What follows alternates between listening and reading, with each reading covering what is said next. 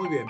Muy bien. Bueno, le damos bienvenida a todos. Por favor, pueden ir diciéndonos desde qué ciudades nos acompañan y nos visitan. Sabemos que tenemos gente de México, gente del exterior, tenemos distintos profesionales de la medicina y gente interesada de otras áreas. Entonces, para no perder más tiempo, voy a dar la bienvenida al rector de la Universidad Hebraica, el doctor Alejandro Spigiel. Adelante, por favor. Bueno, gracias, Dani.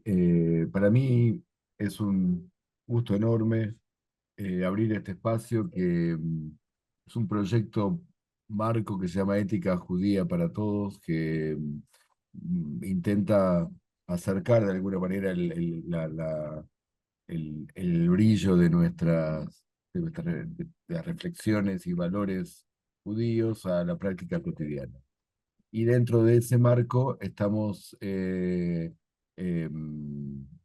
abriendo un programa también dentro de ese paraguas de ética judía para todos que tiene que ver con profesionistas, con aplicaciones de esta ética, de esta dimensión milenaria, eh, orientada a distintas profesiones. La primera, como van a platicar Dani y Claudio, tiene que ver con la bioética, con la medicina y con la bioética. Pero no sería la última, ¿no? Nuestra idea justamente es abrir un ciclo de conferencias orientados a distintas profesiones justamente. Y me da mucho placer darles la bienvenida a este primer encuentro. Siempre iniciar y concretar una idea tiene una alegría implícita.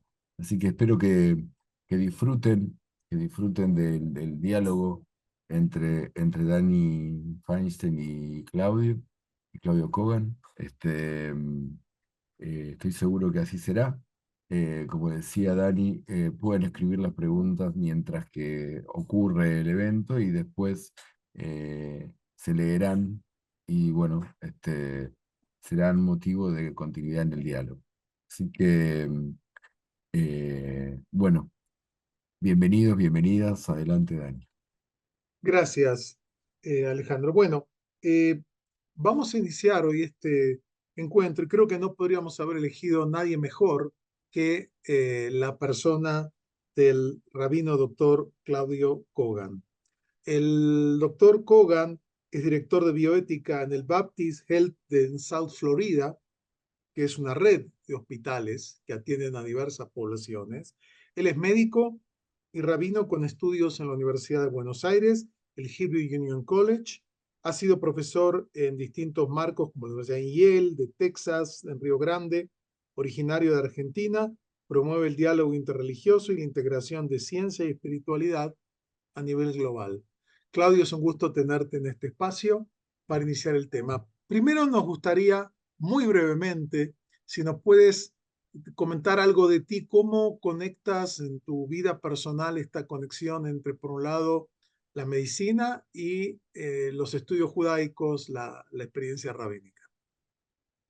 Buenas noches, Dani, Alejandro. Es un honor estar con ustedes y con la audiencia de la Universidad Hebraica.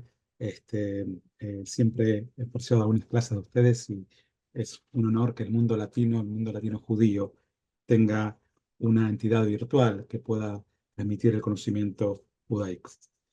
A tu pregunta, Dani, quiero agradecerte más que nada que si yo estoy y soy lo que soy, como decía la canción, es gracias a ti, gracias a tus liderazgo en el sueño rabínico al cual egresé y pude compartir con muchos momentos y aprender un poco vos de tu trayectoria académica y que inspirás a maestros, a rabinos en toda Latinoamérica, en todo el mundo.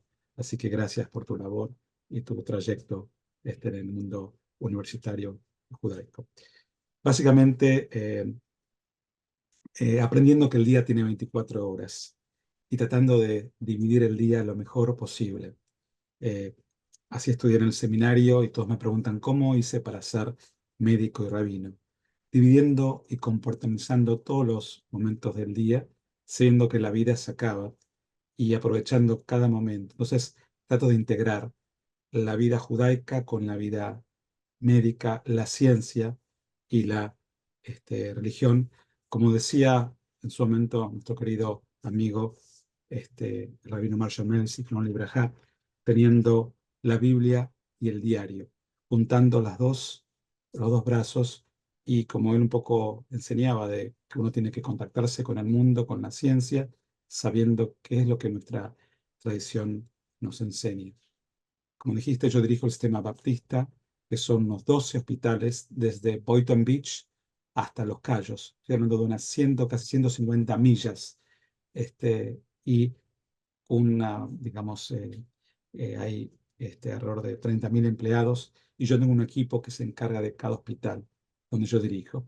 Y tengo casos y veo gente desde cristiana, católica, testigos de Jehová, adventistas, maometanas, judías, de todas las religiones que se pueda ocurrir y haber, agnósticos. Así que esto es un poquito qué es lo que hago y qué es cómo me desempeño. Una pregunta, ¿cuál es la función de un eticista, alguien dedicado a estos temas en un hospital? Ya no hablamos solamente de tu labor como académico, como enseñanza, sino en la práctica. ¿Cuál es la población con la que trabajas? ¿Quiénes son las personas con las que trabajas? ¿Son pacientes? ¿Son médicos? ¿Quién es el público? ¿Y cómo encaras con un público tan diverso como mencionas el hecho que tú seas, además de médico, seas rabino, que hablas desde una tradición? ¿Cómo te manejas con la diversidad religiosa que se da en estos hospitales? Me hiciste 4 preguntas, voy a tratar de responder las 4 preguntas rápidamente. Eh, Cualquier persona puede pedir una consulta ética. ¿Qué significa esto? No solamente los médicos, los enfermeros, los pacientes, los familiares, cualquiera puede hacer lo que decimos en inglés, trigger una consulta ética. Ese es punto 1. Yo vengo como eticista. Obviamente soy rabino, me recibí en el Hebrew College, soy un rabino reformista, uso kippah, y cuando uso la equipa lo uso como un símbolo. ¿Por qué? Porque es el símbolo que representa la libertad. Y muchas veces esto confunde a la gente pensando que yo soy ortodoxo, digamos, y hago que creo que el rabino, más que nada, el símbolo de la equipa es un símbolo de la libertad. Entonces, cuando me siento una consulta ética, la gente, yo le digo, llámame como quiera, que significa como rabino, doctor, eticista, no me llame tarde para comer, le digo a la gente. Digamos, es un chiste en inglés, pero cuando encaro una consulta ética, ¿sí? Trato de tener los valores éticos, y esa es mi función, porque a tu vez tenemos lo que se llama el Pastoral Care Department, que es un equipo de gente religiosa de diferentes religiones que sirven a los pacientes o a los médicos o a todo el equipo médico, y están cuando yo invito a la consulta familiar. Entonces, yo me siento en el medio, tengo a la derecha el equipo médico, a mi izquierda el paciente o la familia del paciente, a su de izquierda tengo al equipo pastoral, y a su vez tengo todo el otro equipo de enfermeras y, digamos, gente que atendió ese caso. Entonces, yo estoy desde el punto de vista ético. ¿Qué significa esto? Que voy a responder desde los valores éticos, que hablamos de 4 valores éticos pilares, y esto en español sería como autonomía, beneficencia, no maleficencia y justicia. Entonces, estos son los pilares que son los que centran la consulta ética. Y lo que nosotros hacemos, recomendamos. Obviamente, la gente me habla como rabino, y a veces el hecho de ser rabino puede confundir o puede agilizar o puede entender que la recomendación, y digo, esta palabra es importantísima, recomendación.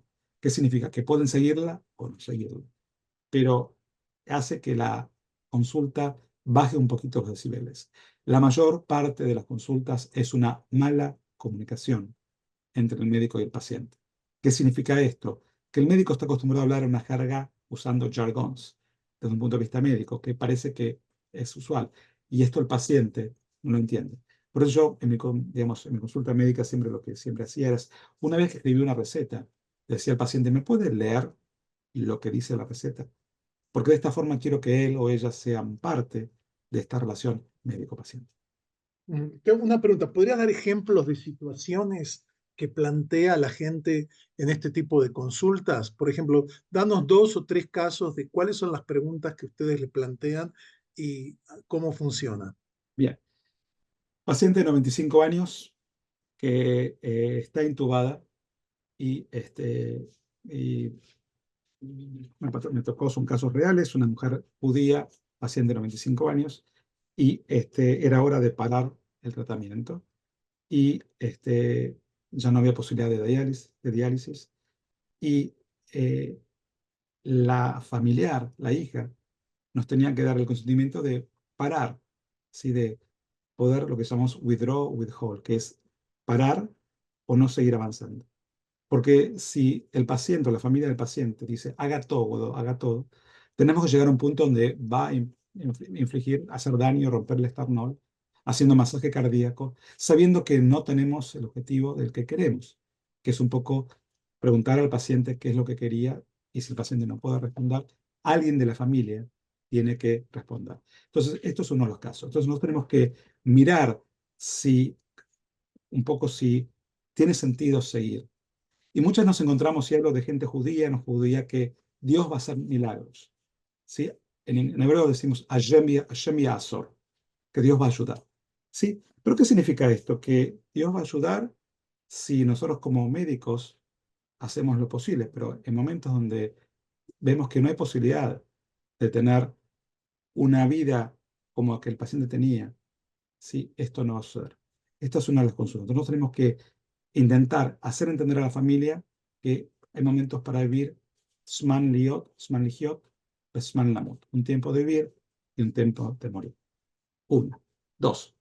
Um, eh, la paciente tiene que irse a la casa y la familia no quiere que el paciente se vaya a la casa. Porque por diferentes razones justificadas o no justificadas. A veces puede pasar que no haya un medio que la paciente o el paciente puedan seguir tratamiento porque no tienen condiciones, porque no hay un equipo. Entonces, nosotros tenemos que ver cómo el paciente va a ir o a empezar a entender o buscar la forma de que los social workers, los trabajadores sociales, puedan buscar lugares que puedan recibir al paciente. Dos, tres. Otra de las cosas que me ocupo son, eh, hago en la parte de intermediaciones de donación de órganos. Con una vida salvamos 7 vidas. ¿Sí? Y ahí entramos en el judaísmo, esto es un tema importante, lo que es digamos, la donación de órganos, ¿sí? Donde en el judaísmo vamos a encontrar diferentes posturas, pero esto hablemos, yo sirvo a todas las religiones. Entonces, ¿cómo hacemos para que una familia o un paciente, si tiene que no puede o quiere donar, siga ese trayecto y un poco la familia que sí, que no? Otro ejemplo. Eh, este, um, el, la, el paciente o la familia, eh, el paciente quiere algo y la familia no está de acuerdo con el paciente. ¿Qué significa? El paciente quiere, basta, no quiero seguir más viviendo. Y la familia no lo deje morir. Siga, siga, siga. Otro ejemplo. El paciente no tiene capacidad y hablamos de una diferencia entre lo que es capacidad y competencia, ¿sí? ¿Qué significa esto? La capacidad es un tema médico. Si el paciente es capaz de decir y entender cuáles son los beneficios o no de un tratamiento. Competencia es un término jurídico que el abogado o el juez va a determinar si el paciente es competente o no. Entonces, en nuestro caso de capacidad, el paciente es capaz de decir qué es lo que quiere, ¿sí? Y si el paciente no es capaz, la familia tiene que responder. ¿Qué pasa cuando tienen 3 hijos? Y A dice blanco, B y C dicen negro. ¿Qué hacemos? ¿A quién escuchamos? Y puedo seguir y seguir y seguir. Gracias. Bueno, muy interesante porque en este caso y más en marcos hospitalarios muchas veces se dan cuestiones que tienen que ver con la vida y la muerte, ¿no? Están en ese límite, otras veces no, por suerte estamos en otro tipo de situaciones. Ahora, una pregunta, la gente a veces te plantea este escenario o este planteamiento. Dígame usted como médico, como doctor, eh, ¿qué sentido pueden aportar fuentes que se originaron hace más de 3.000 años en la Biblia hebrea y después el desarrollo de la literatura rabínica, que tiene 2.000, 1.500, 2.000 años? ¿Qué tienen que decir ese tipo de conocimientos que son tan antiguos para encarar dilemas científicos, tecnológicos del siglo XXI? ¿Cómo se concilian? Mira, creo que vos me enseñaste que Abraham Joshua Heschel decía que la tradición judía tiene que traer las respuestas, ¿sí?, a las nuevas preguntas que tenemos día a día. ¿Y esto qué es la bioética judía? Es el campo de la ética que examina las cuestiones morales relacionadas con la biología y la medicina desde el punto de vista judaico. Y tenemos que entender y responder e intentar responder. Tuve el honor de estudiar con el rabino Sachs, Zichron Libraja, de Inglaterra, el Lord Sachs. Tuve el honor de estudiar con el doctor rabino Elliot Dorff, del movimiento conservador, digamos, con Fred Rosner, que falleció también hace no mucho. Y todos un poco trataban de explicar estas cuestiones, cada uno de su punto de vista. Moshe Feinstein, Abraham Steinberg, ¿sí? Y cada uno traía desde su lugar una respuesta, ¿sí? Y, y muchas cosas había una relación bastante importante y vemos como, especialmente en el judaísmo, ¿sí? Las fuentes nos dan una base para comenzar. Pero hay cosas que tenemos que seguir pensando por lo que decimos en hebreo, seguirá Shabbat, por analizar dos fuentes y darnos una tercera. Y todas las cosas que se vienen. Mira, acabo de venir de dos conferencias importantísimas. Una, la semana pasada en Los Ángeles, donde la revista Lancet armó un grupo de 20 personas, 20 eruditos mundiales, para hablar sobre el Holocausto, ¿sí? Desde la ética judía, en general, gente judía y no judía. Y uno de los temas importantes es que el Holocausto no se enseña casi nada en las escuelas de medicina hoy en día. ¿Por qué? Porque poco tiempo. Entonces, los médicos que se ven no tienen casi ni idea de lo que pasó. ¿Por qué te digo esto? Porque las fuentes nos dan valores y creamos médicos. Y estos médicos curan pacientes. Y estos pacientes, digamos, ayudan a curar pacientes. Y si no tienen una formación sólida en lo que es la filosofía judía o no judía, ¿sí?, tenemos problemas que se vienen importantes en los próximos 10 a 15 años. Esto me parece muy importante lo que estás diciendo, perdón que venga acá, porque una de las características centrales de cualquier profesión es que tenga un código de ética. No hay profesión que no tenga, para ser profesión tiene que tener un código de ética. Y la pregunta es, ¿cuáles son las fuentes de esos códigos de ética? En este caso, tenemos que las distintas tradiciones religiosas tienen pautas vinculadas. El campo de la bioética se ha desarrollado en el último tema y lo que tú mencionaste, el holocausto, es importante porque una de las cosas que aprendimos es que a veces los médicos, como hicieron los médicos nazis, es que participaron en experimentos muy poco éticos, aprovechando las circunstancias, o colaboraban en la separación de quién iba a la vida y quién vive a la muerte. Y esto tuvo que ver con Lord Immanuel Jakubowicz, que fue gran rabino de Inglaterra, un gran experto en bioética, ya en los años 50, 60, que publicó sobre todos estos temas, tomando en base la degradación humana, porque la ciencia sola no puede dar respuestas a las inquietudes. La ciencia nos dice el qué, pero para las preguntas del por qué y las preguntas, digamos, que tienen que ver con las implicaciones, ahí requerimos ya otros campos, como es el campo de la ética, el campo de las religiones, y por eso me parece muy importante que en la formación de los profesionistas en cada área, y particularmente en la medicina, esto pueda funcionar. Pero habías mencionado que estuviste en dos conferencias, esta de Lancet, ¿y cuál es la segunda? Y la segunda fue el Primar, que fue en Seattle, que fue la Conferencia Nacional de Investigación. Y, y lo que se viene en lo que se llama AI, inteligencia artificial, es, digamos, decimos en inglés, unbelievable, que significa que uno no puede creer lo que se viene. A tal punto de que ya hablaron de cambiar el nombre y no llamar más inteligencia artificial, sino soluciones, software solutions, soluciones de software. Porque venimos como las máquinas van a diseñar, y todo lo que yo te hablaba de la capacidad, de la voluntad de la persona, ya hay, y es muy rápido, ya va a pasar, que de acuerdo a las cualidades y a los deseos que la persona en vida tiene y manifestó, una máquina va a decidir cuál va a ser su forma de morir. o su forma de qué cosas sí y qué cosas no. Ujú. Esto lo que se viene es impresionante. Pero quiero tocar un tema del holocausto, que es importante porque el tema es when healers became, digamos, killers. Cuando las personas que se encargaban de la curación fueron asesinos. Y esto con lo que se llama eugenics, que es la verdadera genética, estaba anterior al holocausto. En Estados Unidos mismos había lugares que gente con problemas psiquiátricos se los mataba. Había de desmatarlo. Esto no comienza en el holocausto, esto comienza mucho antes.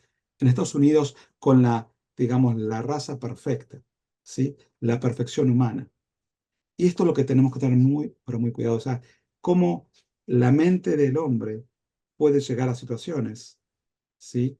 Donde se justifica, y como vos bien sabés, estamos viviendo en un momento posterior a los facts, post-facts, donde la realidad ya no existe y la verdad tampoco, digamos. Entonces, ¿qué es verdad y qué no es verdad? ¿Cuáles son las fuentes? ¿Cuáles no son las fuentes? Decimos en hebreo, Eilu Eilu, esto. Podemos justificar y desjustificar usando la misma fuente.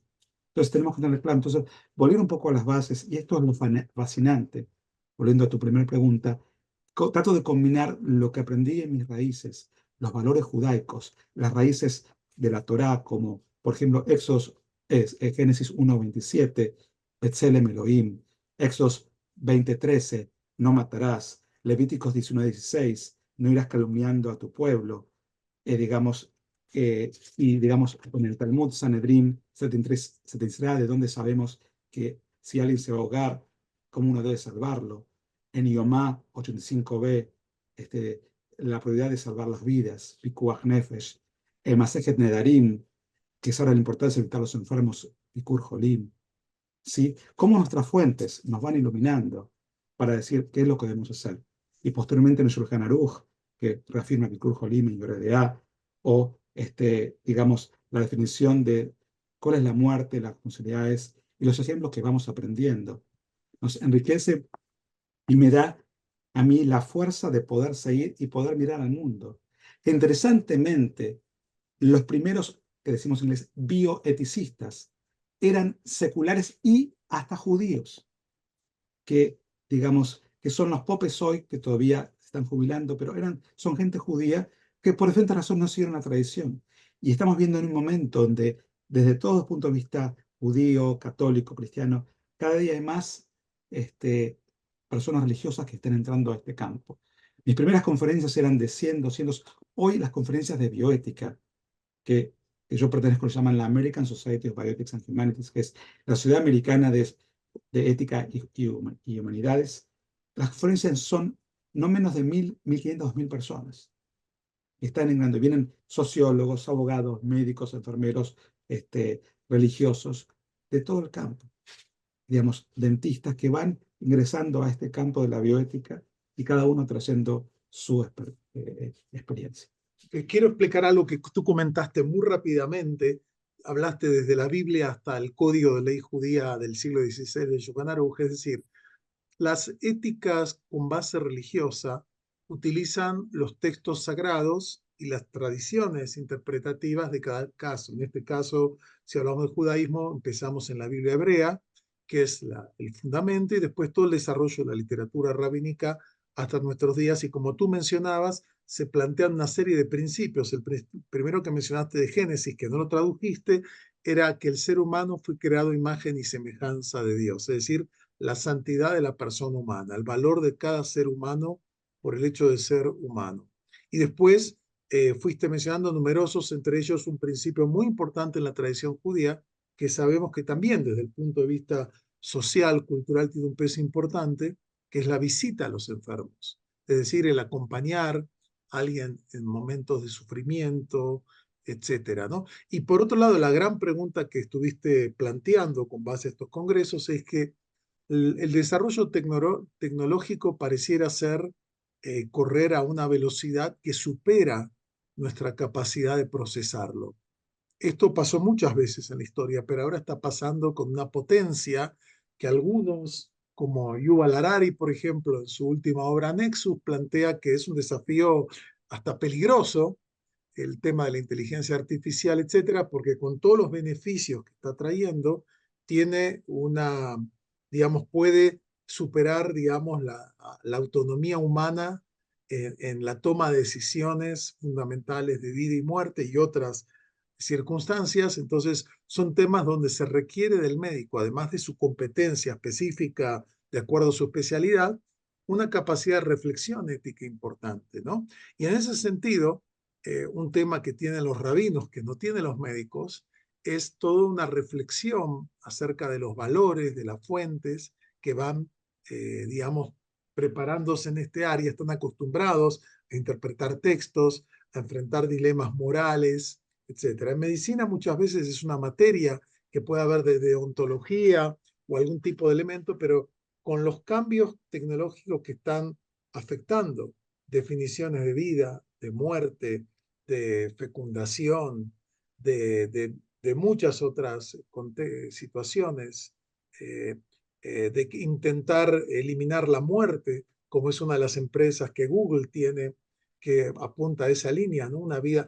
Entonces, todo esto plantean preguntas éticas muy relevantes acerca si es legítimo prolongar la vida indefinidamente cuando el planeta tiene recursos limitados o hasta dónde es legítimo la intervención humana, hasta cuándo no, dónde están los límites, etcétera, etcétera. Son dilemas que se enfrentan en distintos campos del saber y en este sentido, y esto es algo que para ti es obvio por tu formación, tanto médica como rabínica, es que las fuentes judaicas tienen una riquísima experiencia concreta y para los que no conocen, el Talmud no es un libro teórico, de teoría, es un libro donde todo el tiempo se traen casos, se mencionan situaciones. Hay textos bíblicos, textos se llama de la Mishnah, y después traen todo tipo de, y eso es maravilloso porque tenemos casos concretos donde se plantean dilemas de todo tipo, algunos éticos, otros filosóficos, otros religiosos o combinados, que nos ayudan a reflexionar. Por eso este tipo de literatura y la gran experiencia que tiene la literatura judía en estos campos creo que puede ser muy útil. Claro, como dice Rodrigo, una especie de jurisprudencia que puede ayudar a entender mejor las implicancias éticas de las decisiones que tomamos, ¿no? Te cuento dos historias breves relacionadas a lo que estás comentando en cuanto a la tecnología y en cuanto al uso del Talmud. En el año 2008 estaba en la Universidad de Pensilvania y mi mentor, que lo conoces ahora, es Paul Wolpe, el hermano de David, escribí con él un artículo que se llamaba The Brain Deep Stimulation. Se dice BDS, no lo otro, la parte antijudía o anti-israelí, sino Brain BDS se conoce. Es una Brain Deep Stimulation. ¿Qué significa esto? Es un mecanismo es un chip que se pone en el cerebro para, en pacientes con Parkinson, bajar los movimientos. Esto fue en el 2008 y yo pensé que estaba escribiendo ciencia ficción. Le decía a David, a Paul, le digo, esto no existe, no va a existir nunca. Mi objetivo era ver si en estos pacientes, cómo definía y cómo alteraba, si alteraba, el concepto de nefesh, el concepto de alma. Hoy por hoy, esto es un mecanismo que se usa todo el tiempo, digamos, y es increíble los adelantos. Número uno. Número dos, AI. Todos tenemos seguramente un teléfono móvil. Esta conferencia ya nos adelantó que en muy poquito tiempo, y no te puedo decir el tiempo porque no se sabe, el teléfono desaparece. Repito, el teléfono desaparece. ¿Con qué se va a pasar? Todavía no se sabe. Se habla de un anteojo, que a través del anteojo uno ya, y de hecho ya está el Ray-Ban que uno puede grabar y ver, va a ser la comunicación y uno va a poder ver. Otros hablan de un microchip que se va a insertar, y esto no es en 100 años, hablo de un tiempo muy corto, donde uno va a poder hacer como telepatía de transmisión de pensamientos, y así como hacemos transferencia de conocimientos con el iPhone, con el teléfono celular, vamos a hacerlo de esta forma. Esto es lo que se viene. Número dos. Y otro caso, nada que ver, pero para que veas la complejidad muchas veces. Una familia tenía un hijo de creo que 23 años y no se casó y tuvo un accidente. Entonces el chico muere y la madre quería extracción del esperma para ponerlo a refrigerar y para poder que este esperma pudiese fecundizar a diferentes óvulos para darle genealogía y darle futuro. Estos son problemas o cuestiones o dilemas que los vemos, y aunque parezcan mentira, esto es un poquito lo que la tecnología, la ciencia avanzó a un punto donde podemos, digamos, preparar la vida y podemos actuar, como decimos en hebreo, en la Torá, ubaharta bahaim, elegirás la vida.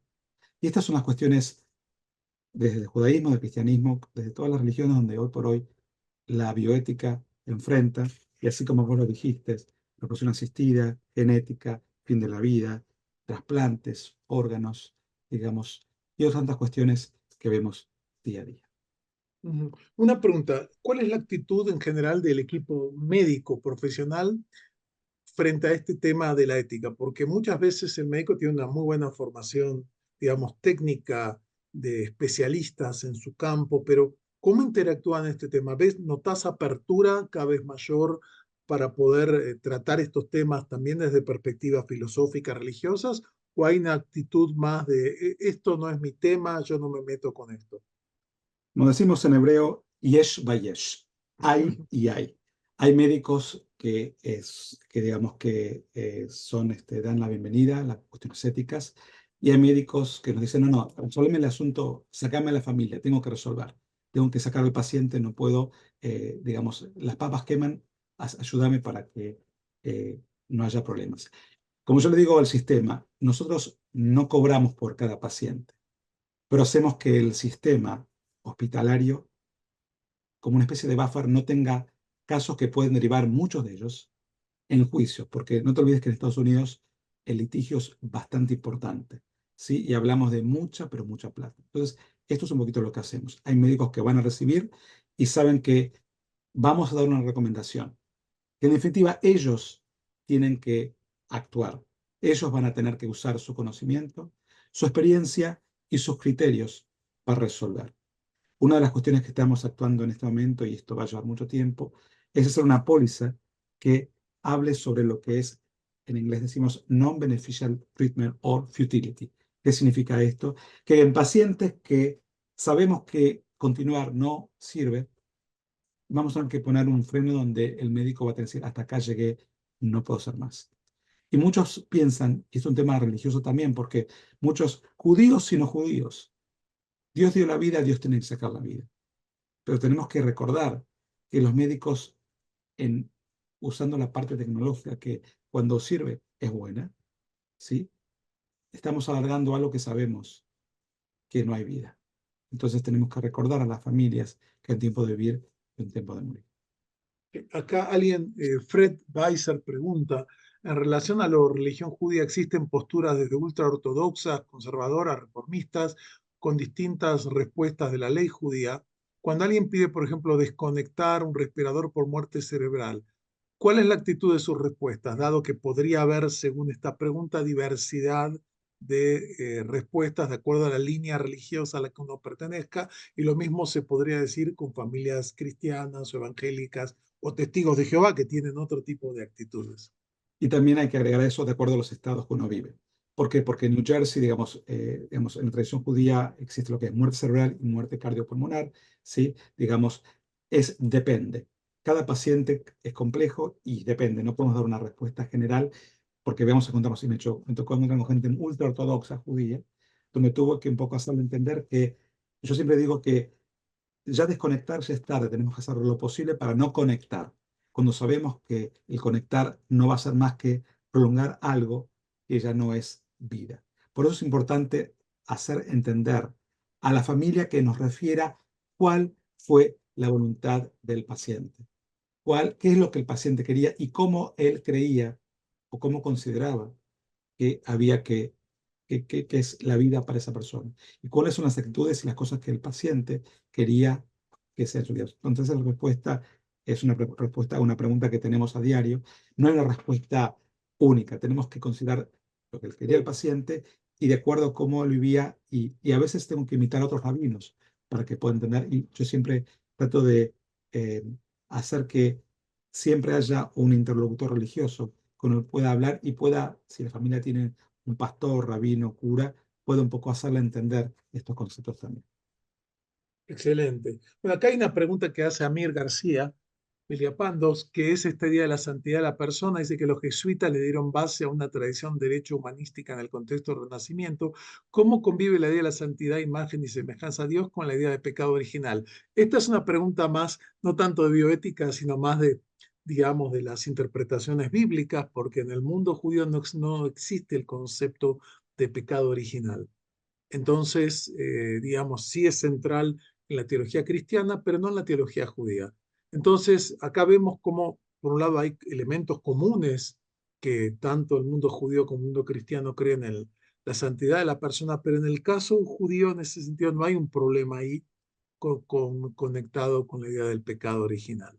Pero, de vuelta, como ustedes ven, estos temas, cuando hablamos de bioética, uno puede hablar de una bioética secular, porque también existe, y de acuerdo a las distintas corrientes filosóficas que existen, ¿no? Es decir, por un lado se puede ir ahí, pero también vemos que para muchas personas que tienen alguna tradición religiosa, es muy importante, particularmente en esos momentos, que son momentos límites, muchas veces, o para decisiones muy importantes, el acompañamiento religioso. Es un elemento que ayuda a el bienestar de la familia y a la toma de decisiones, ¿no? Eh, entonces creo, como tú dijiste, cada caso tiene que estudiarse de acuerdo a la familia, al contexto, los valores de esas personas en un ámbito plural como son las sociedades contemporáneas, ¿verdad?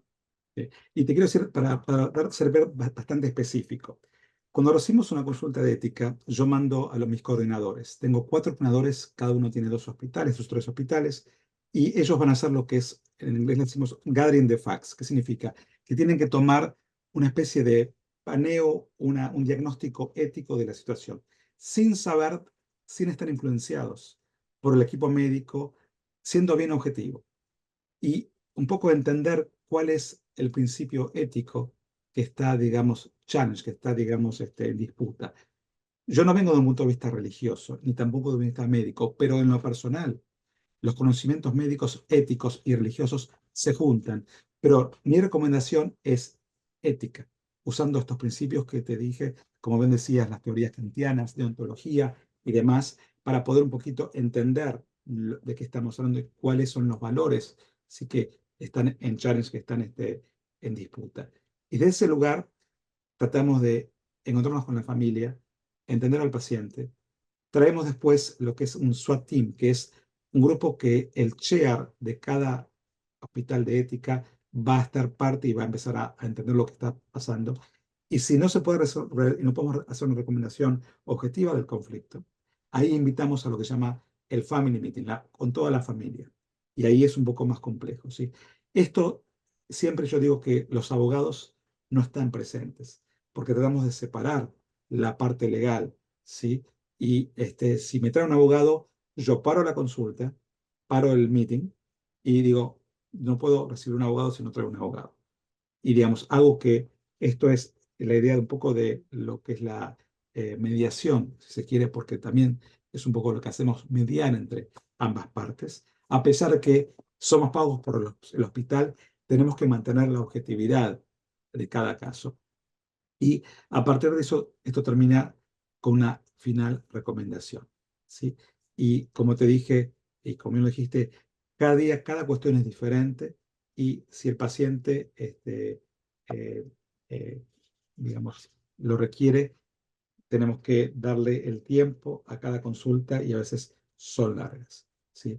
Y yo te digo, yo soy model, por ejemplo, me pasó algo también cómico, digamos, y desde el punto de vista de la... Alguien que hace las circuncisiones, aclaro Sí, para los que no sí. conocen el Y término. a veces eh, hay cuestiones de que si el bebé eh, no tiene a los 8 días, no está sano, también digo, prefiero esperar hasta que el médico me diga lo que.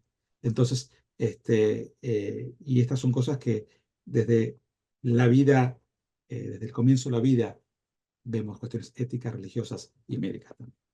Entiendo, qué interesante.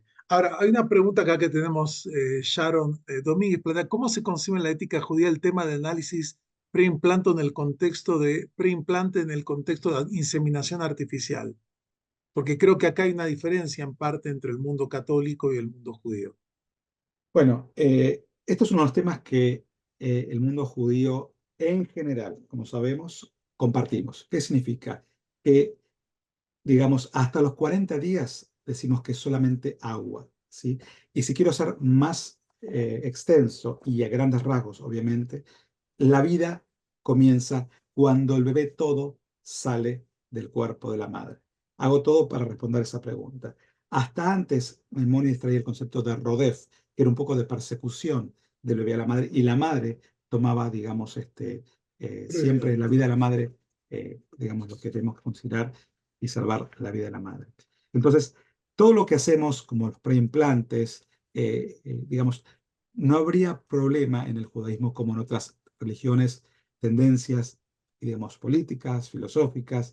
¿Por qué? Porque consideramos la vida de un punto de vista. Hablamos de vida en potencia, ¿sí? Y ahí está el concepto de Neshama cuando el bebé sale, y ahí, cuando el bebé sale, ya es vida plena.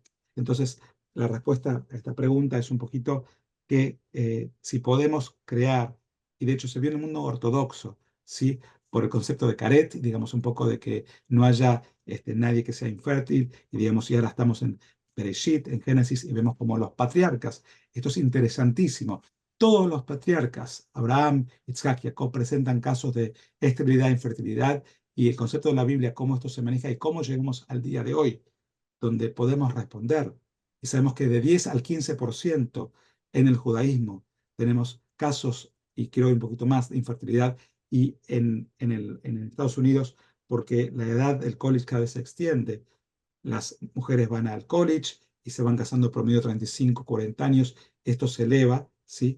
Y como hablamos del concepto en el judaísmo de Pru, Rebú, de multiplicarse y desparramarse, la importancia en el hombre, no en la mujer, vemos cómo estos conceptos van ligados, y la respuesta que tenemos en el mundo ortodoxo es cómo todos los rabinos, hasta ultra ortodoxos, eh, digamos, si bien tienen esta posibilidad de poder tener familia, van a decirles a las parejas, vayan a hacer tratamientos de infertilidad.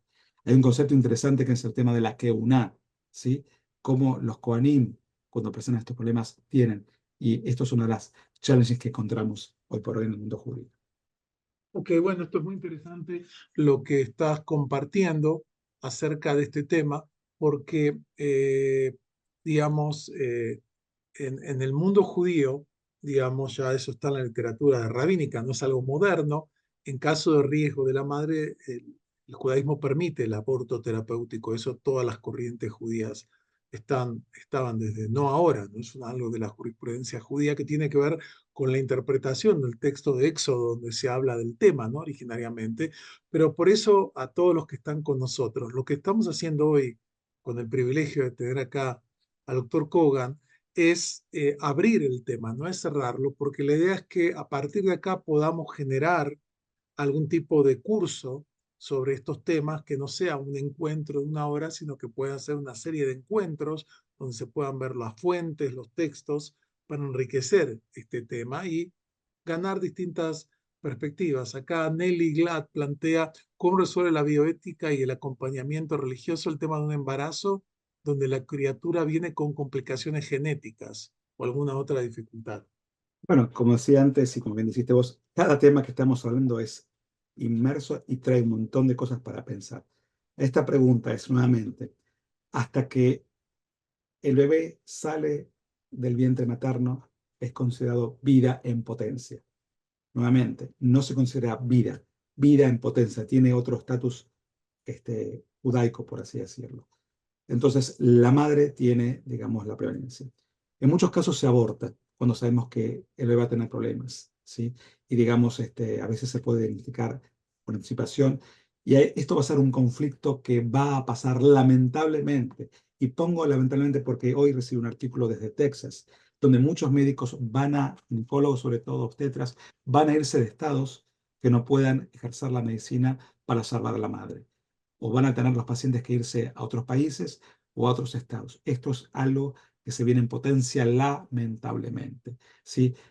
Digamos, sabemos que en el judaísmo hay enfermedades como el Tay-Sachs, como que, digamos, que uno puede genéticamente identificar de antemano, que en el mundo Ashkenazim, digamos que los judíos traemos enfermedades de este estilo, y esto, cuando antes se puede diagnosticar, mejor. Entonces, básicamente la respuesta es tener el concepto de que la vida comienza cuando sale el bebé, número uno. Vida en potencia es hasta que pasa y que la madre tiene la prevalencia siempre. Y si hay Bueno, que recurrir al aborto, se hace el aborto. bueno, interesantemente frente a todo lo que tú dices, te quería comentar, acá en México existe algo organizado también por el Hospital Adasa de Jerusalén, acá, un proyecto único en el mundo donde se hacen estudios de compatibilidad genética muy desarrollados con base a genetistas de este hospital en Jerusalén, a parejas casadas para ver si hay o no, qué grado de dificultades. Y se han detectado un porcentaje relativamente alto cuando son más gente que se casa dentro de la misma comunidad, no hay vínculos, y eso ayuda a poder elegir, digamos, a través de fertilidad y otros artificiales, otros modelos, para que nazcan hijos sanos y prevenir, o en el mundo ultraortodoxo, aún hoy hacen estudios para ver si tienen Tay-Sachs previamente, antes de que avance la pareja, para evitar estas situaciones, ¿no? Es decir, hoy en día vemos cómo la genética moderna puede ayudar para anticiparse a situaciones que puedan ser más complejas. Desde el punto de vista ahora rabínico, una de las cosas que tenemos, debemos, rabinos, cuando antes de la preparación para el counseling para la pareja, es un poco, no digo requerir, pero sí incentivar para que la pareja tenga el testeo de hoy por hoy alrededor de 30 a 32 diferentes genes de enfermedades que la pareja puede tener, especialmente si son dos personas ashkenazim. Entonces, esto es algo que uno debemos, en medicina decimos primum non nocere, que significa un concepto latino, que es lo primero nos dañar, sabiendo que hoy tenemos el conocimiento que uno puede diagnosticar y evaluar y prevenir ciertas enfermedades.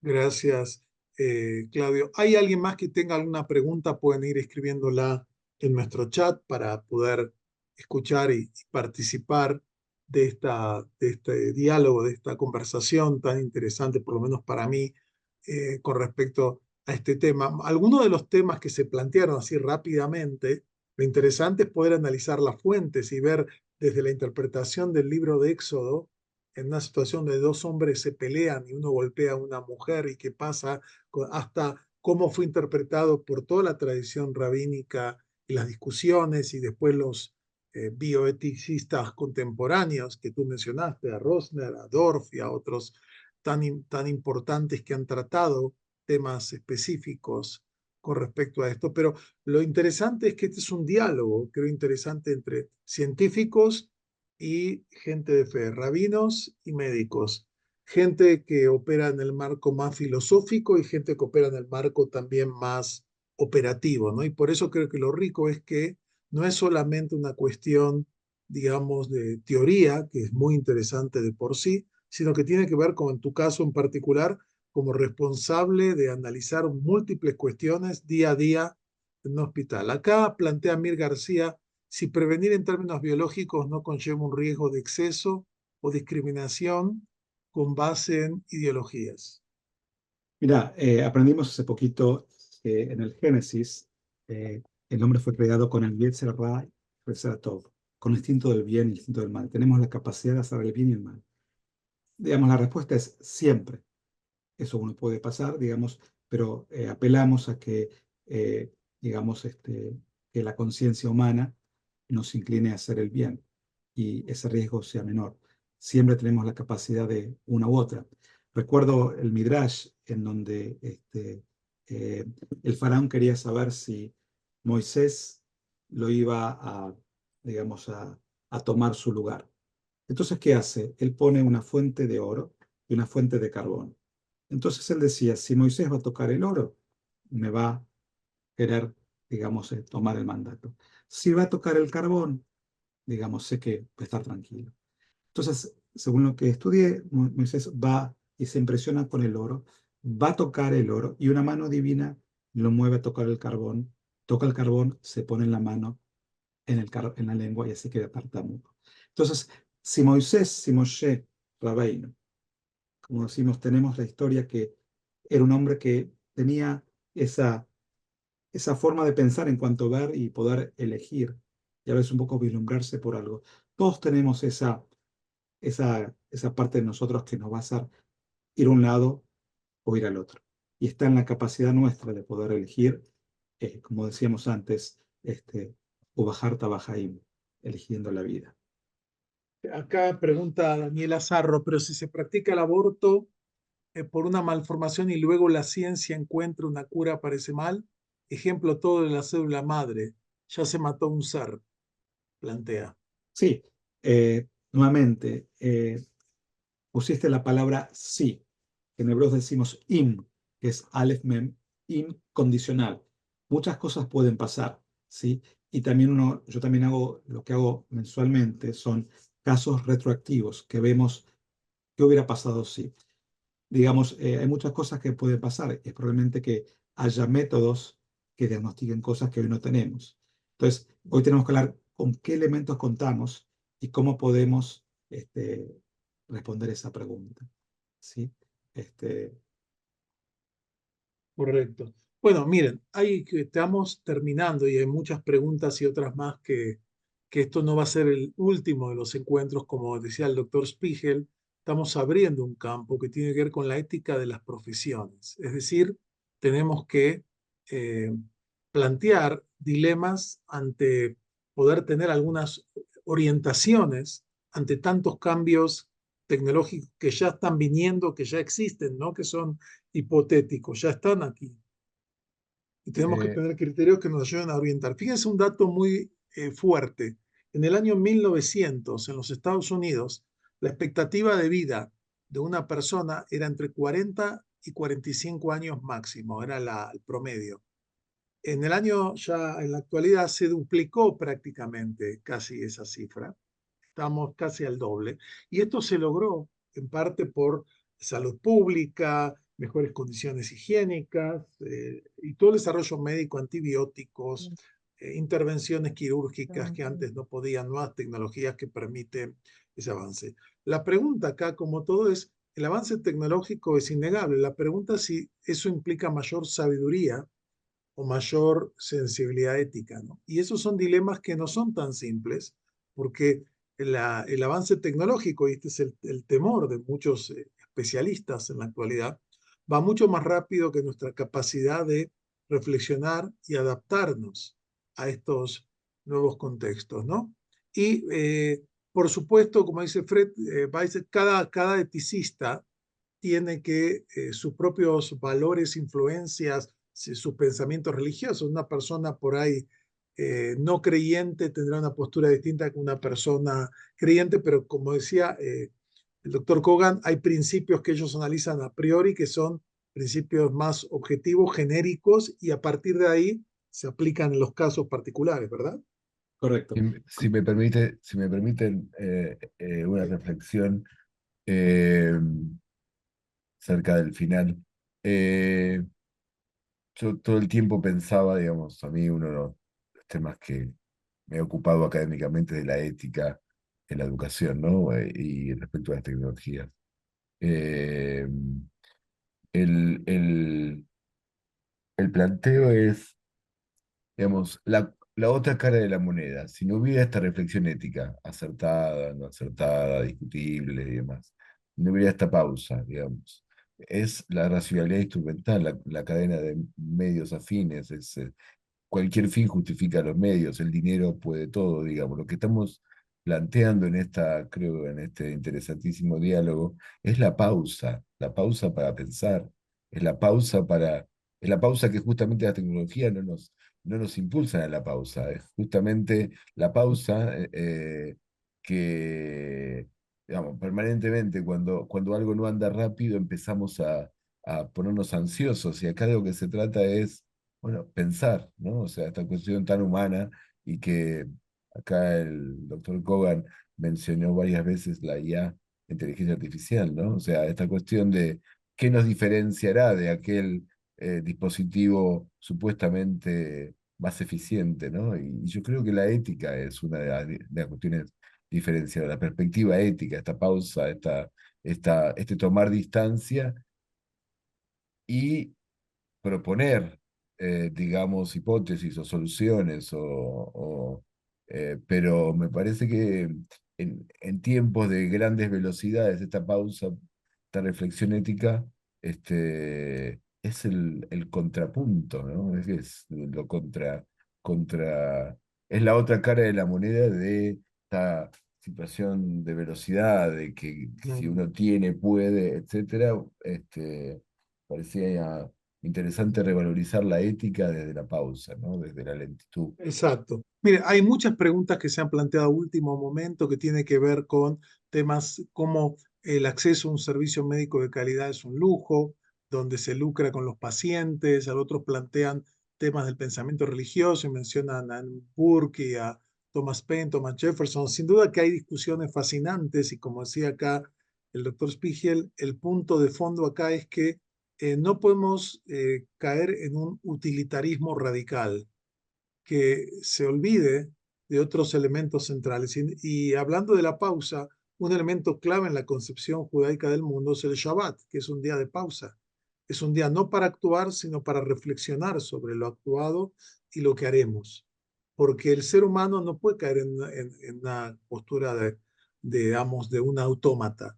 Y acá las preguntas que ahora planteó Torres, Gloria, es decir, hay preguntas que tienen que ver con justicia social, que tiene que ver con acceso a una medicina de calidad para todos. O sea, hay numerosas preguntas que por supuesto no esperábamos poder abarcar en un encuentro, pero lo que estamos explorando también es si hay interés y de poder hacer algo más sistemático en este tema, algún curso sobre ética biomédica, poder tratar estos temas con mayor profundidad con el doctor Kogan y otros especialistas para poder analizar algunos de los muchos dilemas que se han mencionado hoy. Así que como se dice, esto es un comienzo simplemente de un espacio de reflexión para profesionistas, en este caso de la profesión médica, pero en todas nuestras acciones tenemos algo que decía el doctor Cohen, la capacidad de dañar o contribuir al bien. Es parte de la condición humana. Entonces, Claudio, ¿quieres decir algo para cerrar este ámbito, este marco? Pero nuevamente, gracias Daniel por la invitación y Alejandro, y un poquito tomar el concepto de pausa que traía Alejandro. Así como decimos, no nos olvidemos de respirar, de entrar el aire a nuestro cuerpo y sacarlo, de traer oxígeno y sacar dióxido de carbono, porque eso es lo que nos va a hacer humanos en este tiempo de tecnología que va tan pero tan rápido, que si no está esta pausa, seguimos actuando como autómatas y nos transformamos en máquinas y perdemos nuestra identidad. Y este es el concepto de lo que trae la bioética, es parar, mirar, así como en el fútbol, para los que les gusta, parar la pelota, mirar a quién pasamos y ahí hacia allá vamos.